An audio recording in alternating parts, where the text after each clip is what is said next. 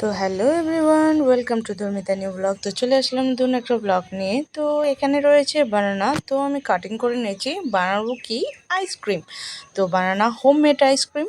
তো কিভাবে বানাবে তোমরা সব কিছু ভিডিওতে দেখে নাও। প্রথমে কয়েকটা কলা নিয়ে, যেগুলো বেশি পেকে গেছে আর কি, সেগুলো নষ্ট না করে তোমরা আইসক্রিম বানিয়ে নিতে পারো। তো সেগুলো কাটিং করে নেব। কাটিং করার পর ডিপ ফ্রিজে রেখে দেবো। তো ডিপ ফ্রিজে একটু শক্ত শক্ত টাইপের হলে তলো বের করে নেবে।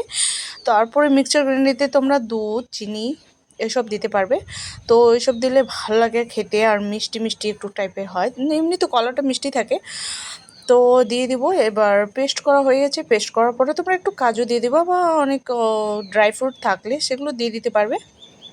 তো এখানে দেখো, তো আমার আইসক্রিম বক্সে আমি ঢেলে নিচ্ছি। ঢেলে নেওয়ার পর এবার ডিপ ফ্রিজে রেখে দেবো।